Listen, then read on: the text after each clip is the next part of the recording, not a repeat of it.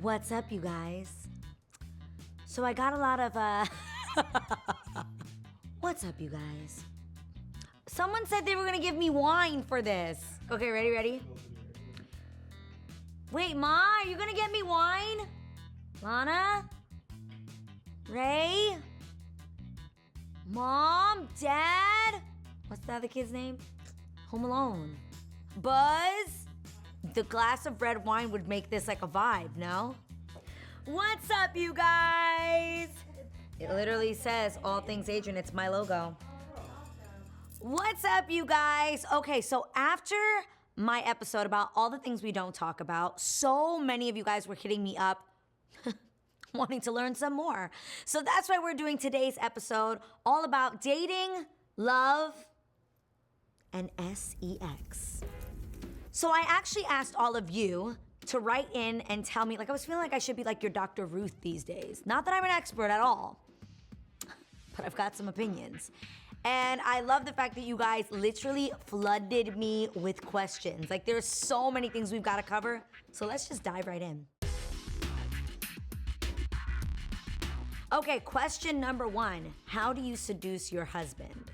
I think the key to this is knowing your husband. I know my husband, and I think the key is figuring out the things that they really enjoy and they like and surprising them.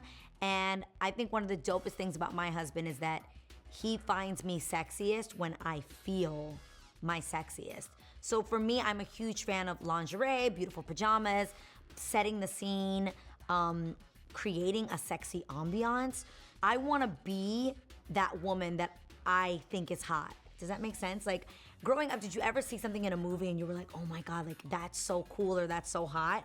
I don't just watch that and go, she gets to be that. No, I'm like, I'm recreating that. I'm going to become that sexy woman that I've always wanted to be. I remember seeing Salma Hayek when I was younger and literally praying, like I was like, I just want big breasts like Salma. Like that to me was sexy and attractive. And then I think she did that movie, what is it called? Fools Rush In. And it's her and Chandler, whose real name is Matthew Perry. There's a scene where she's cooking in the kitchen and dancing to salsa music. And it's simple things like that. It doesn't have to be somebody doing a striptease. But in that moment, I was able to recognize as a young woman, like, that's really hot, that's really sexy, and that also speaks to who I am.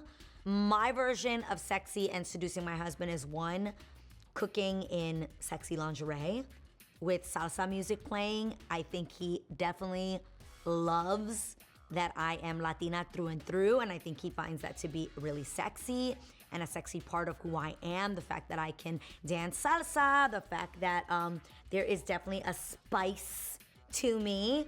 He enjoys that, and I love the idea of him like coming from behind me and like kissing me in my neck while I'm cooking, making my man a great meal, drinking wine with him. Like just that whole setup is, to me, part of the steps of seduction for my husband. Another great one is when he's out of town and he comes home, I always make sure to do something that's like surprising, something he maybe wouldn't expect. It's not the same thing every time, but whether it's like meeting him at the door with possibly nothing on, or possibly, I remember I'm in New York City. So I told him I'd pick him up from the train station, and I picked him up. It was raining, in a trench coat with like super sexy lingerie underneath and just a pair of black Louboutin pumps. And we went to like this really sexy restaurant, and it wasn't until we were at the restaurant that he even realized that I had nothing on under my trench coat. And we just sat there and ate and drank, and then we went home. But like, it was all of those things. Listen, show up and show out. That's how you seduce your husband. Even though you're his wife, I think my husband is literally calling me right now. Hold, please. Remember that one time that I picked you up from the train station with a trench coat on and lingerie underneath? And nothing else, yes. Do you praise the Lord for that? Awesome. I'm sorry. I can praise the Lord for that. That was pretty freaking one of the most epic nights of my life. There you go. There you go. And the key is, as your wife, I still want to be your fantasy. I want to be, and you can think about like what would be the dopest thing that you've heard that someone would do for, you should do those things for your husband. So what do you want to do?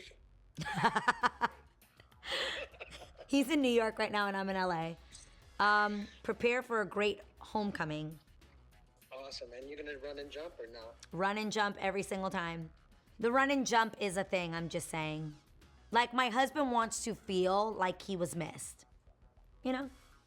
And he was missed. So we joke that, like, when we were first dating, if he showed up at an airport and I hadn't seen him, I literally would, like, do a full-on rom-com scene in the airport and, like, run and jump to him. And, you know, we can still do those kinds of things. Run and jump. Run and jump. Another question that was asked was, what are your thoughts on large age gaps? Obviously, I'm in a relationship with a somewhat large age gap. I don't think it's that large, but I think it depends.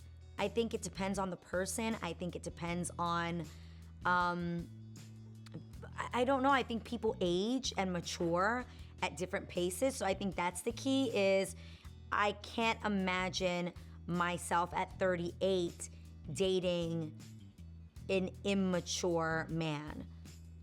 And when I say that, that could actually be a man that's older than my husband that still might be just very immature. So for me, it's not so much about the age, it's more about the maturity, the life experience. There are people that I've met that are much older that are still super youthful and fun and have so much life in them.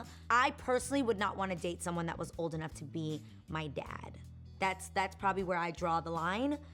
Israel and I are 12 years apart, which is crazy enough the same age difference as my parents. My mother and my papi lindo were also 12 years apart. That didn't work out for them, but it's working out for Jay-Z and Beyonce. They are also 12 years apart. And I feel like people don't look at that age difference and go, whoa, like that's a big deal. So I think, again, it just depends on the maturity of the two individuals, and obviously don't do anything that's illegal. Moving right along. How do you know when a relationship isn't worth saving? How did you finally detach yourself from a long-term relationship that wasn't going anywhere?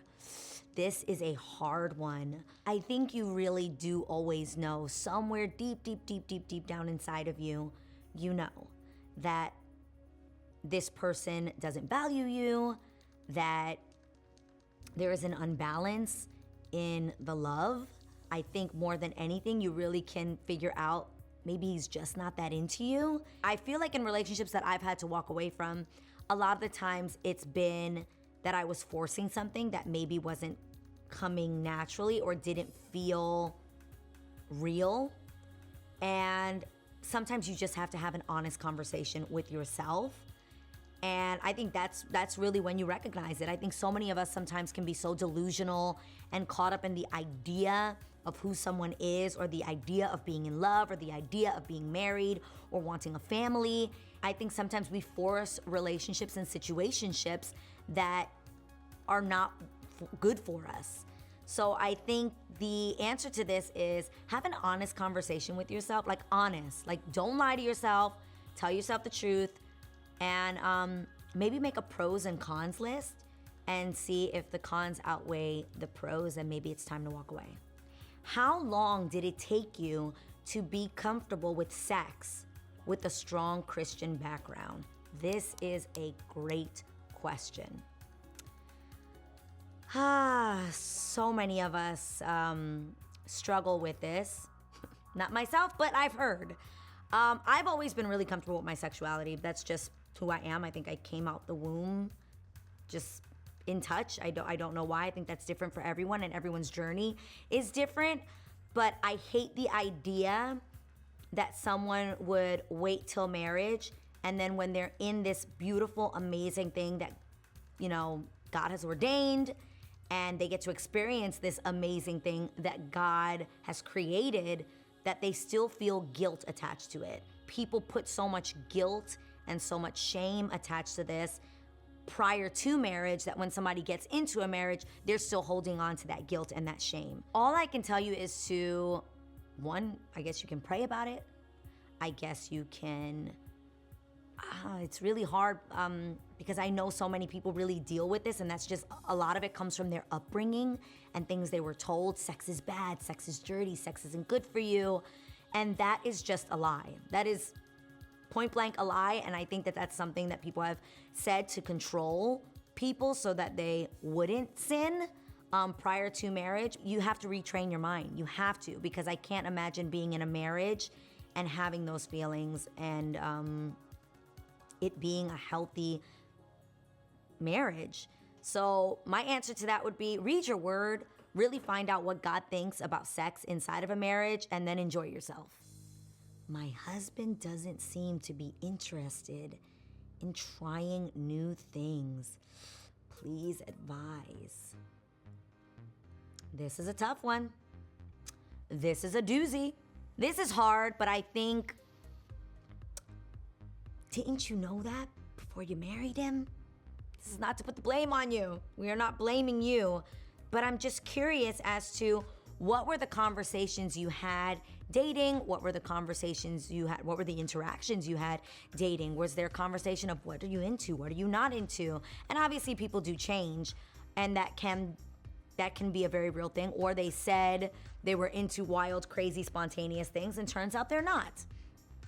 I think the key is to not be extreme. I think when we talk new things, baby steps. Try little new things.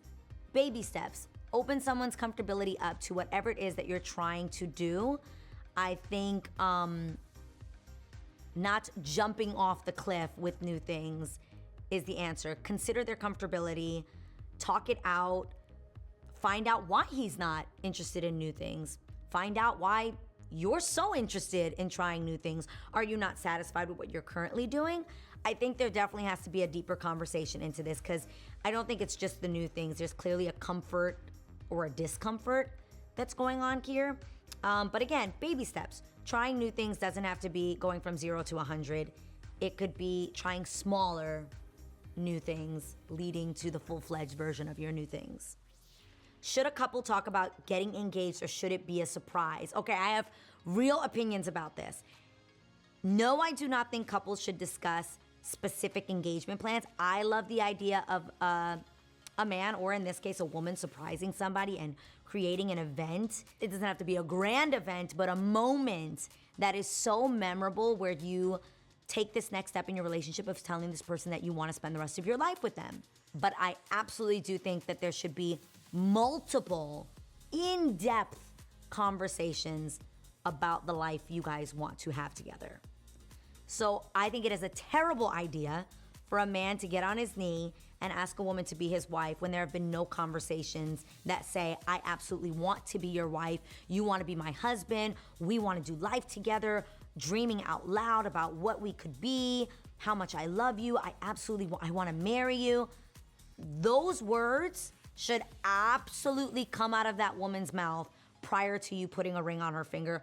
Or those words should absolutely come out of that man's mouth prior to you even thinking about getting a ring on your finger. It should absolutely be said, I want to marry you. I want nothing more than to be your wife.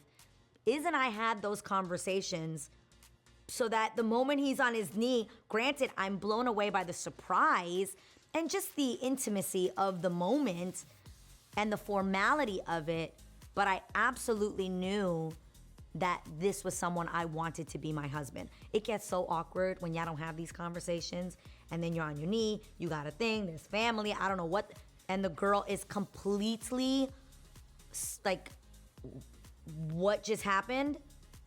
Don't set yourself up that way. I don't know if people know this, but when Israel got on his knee to ask me to marry him, I don't know why, I somehow followed and got down on the floor with him and then asked him if he would marry me. I didn't get him a ring, but I don't know why. I just felt like it was such an honor for me too to become his wife. So I just said it out loud too. So yes, have the conversation. The actual formal engagement should be a surprise if you're into that sort of thing. Sex toys. Any other recommendations to keep things spicy? You know, yes, why not? I don't think that necessarily you need something to replace your husband. That's not what we're going for. We're going for things that, can I use the word titillate? That titillate the senses. We're talking, toys could even be considered handcuffs, blindfolds, things that vibrate. There are rings that men can use that actually vibrate and they stimulate the woman. That's a good time. Guys, there's like have fun in exploring your sexuality and have fun. We're not talking like full on like strap-ons. Like there's levels to this. You definitely want to make sure that your partner is comfortable with that sort of thing. Have conversations. Like, I think one of the dopest things to do is to talk out a fantasy that you have in mind and see how that person reacts and see if they're into that sort of thing. Communication is key. Can exes become friends? Eek. This is a hard one. I mean, I just want to be honest. I really don't know. I've never become actual friends with an exes. I can be cordial. We can be kind to each other. We can be acquaintances. I don't know. Weirdly enough, I feel like if Iz and I weren't together, I'd still want to be his friend. But then again, it depends. Why are we not together? I'd love to hear you guys' thoughts on this because I don't have a definitive opinion on that. I think it really depends on the... Oh, you know what? I do have a... Well, he's not a friend. Again, he's just an acquaintance. But I think if things don't end terribly and maybe you've just grown apart and you've been able to keep it cordial and respectful, maybe you can't still... I absolutely think that there has been situations and circumstances where someone has been able to do this, and I'm sure it's beautiful. I just have never had that situation. On the real, you once said that you and Israel are intimate every night and that you've kept your word to him. Do you ever feel obligated to be intimate so you can keep your word rather than spontaneously enjoying a moment of passion? Yes and no. So, 5 years into my marriage, I have realized something pretty cool. And one, it's that I don't think that intimacy is just sex. Yes, I just said that. Iz and I have intimate moments where maybe he's tired and I'm tired, and there's just this beautiful cuddle fest of kissing and maybe just caressing each other and holding on to each other, and we end up falling asleep in each other's eyes. That to me can actually be just as beautiful and just as intimate as having sex. So that's one part. So I do make sure that even if we don't have sex every night, we are absolutely intimate in some way or another. Our nighttime is how we connect. So we make sure that we take that time and spend that time together one way or another.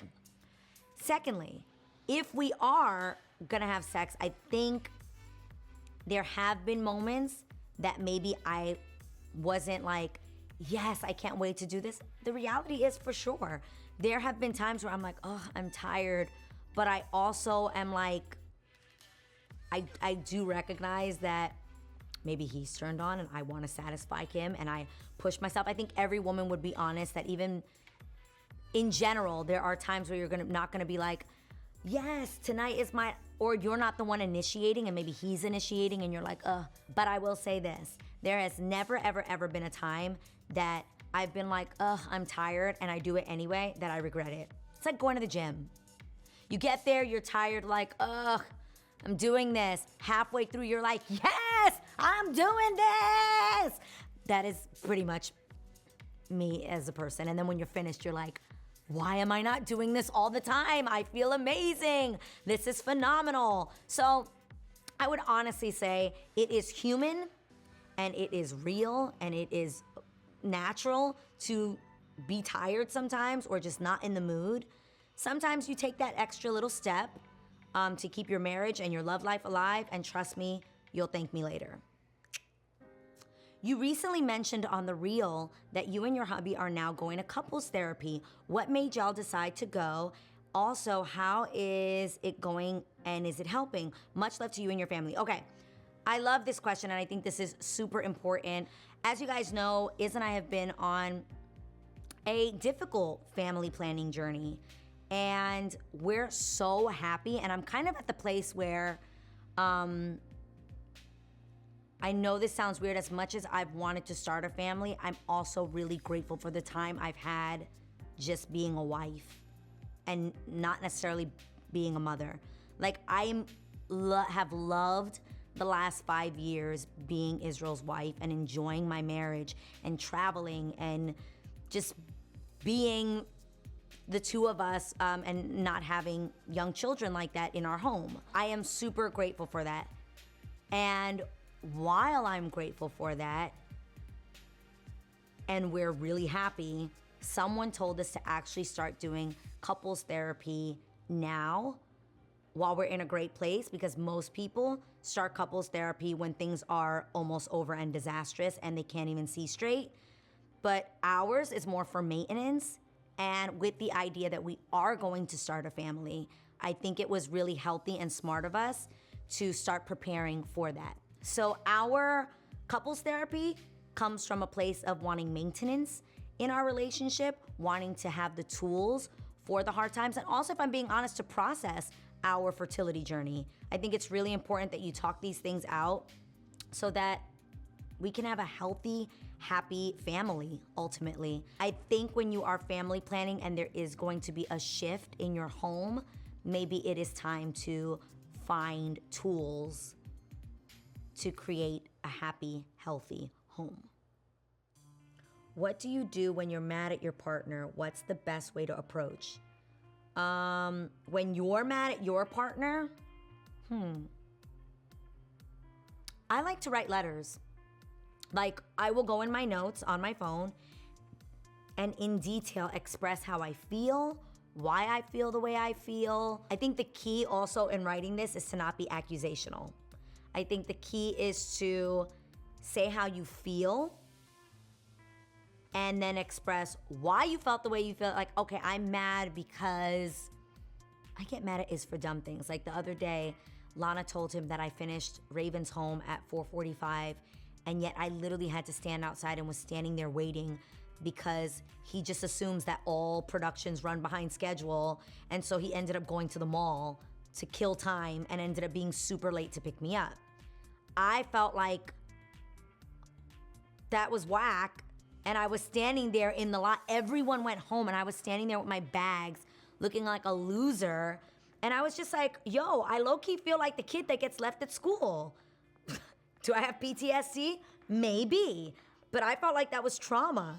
And he was like, babe, I'm so sorry. I just, like, whatever. He was saying that he went to the mall, he lost track of time. Iz likes to shop. And then I think I was looking to see if he got me anything, and he didn't get me anything at the mall either. So it was like a double whammy.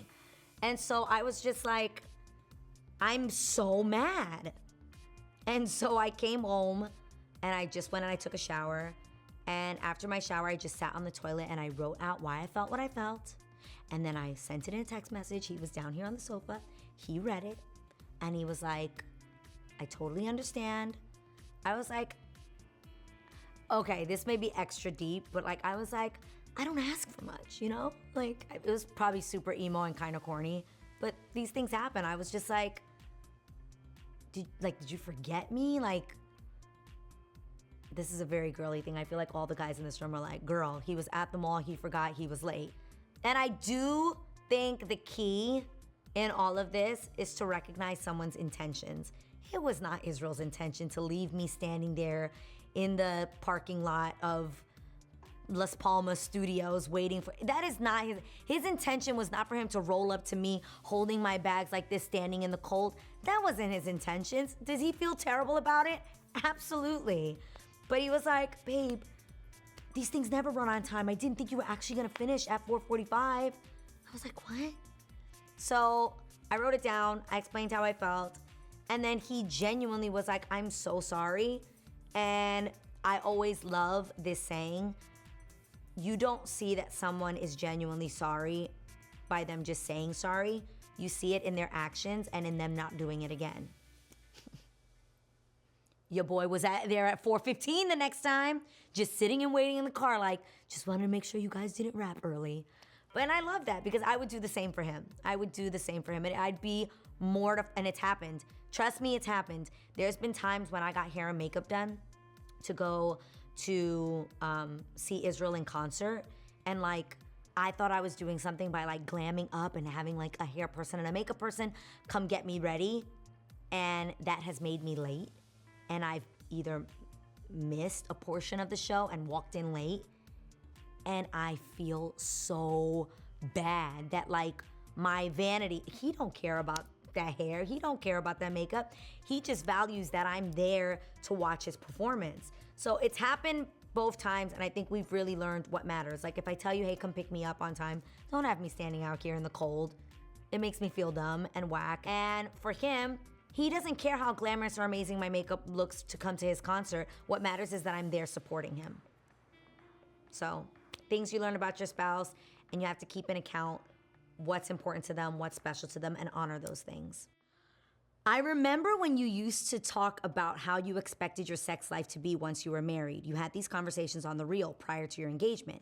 And the ladies would argue that once you were married, priorities might change and there would be less time for sex. Do you feel like your reality is different from the expectations you had prior to marriage? Single ladies want to know what to expect.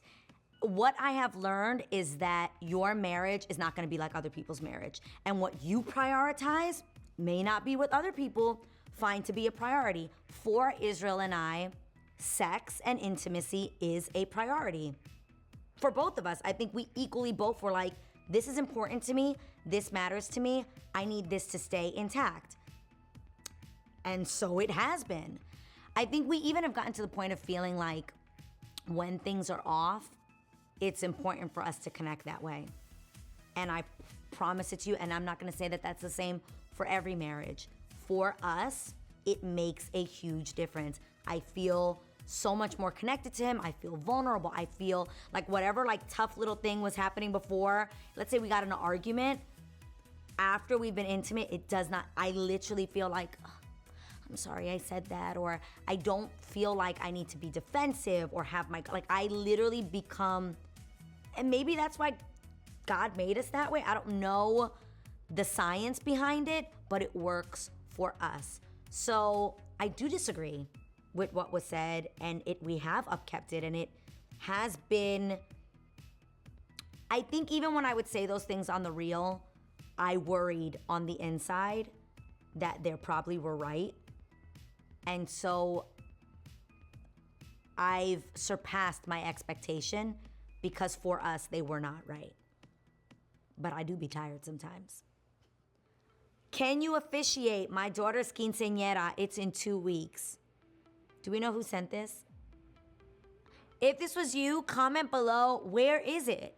Because I don't know where I'm going to be in 2 weeks. But I totally would officiate a quinceañera and think that that was such an epic moment in my life. So I'm down. I hope you guys enjoyed this chat. I think it's cool to just be able to open up to you guys and have these conversations. And I'm not saying that I'm the end all be all or that all my opinions are right. They're just literally my opinions. But I think it opens a great conversation that we should be having. So comment below your thoughts on these questions that I got. I want to hear your opinions as well. Love you guys. Mwah. Don't forget to subscribe.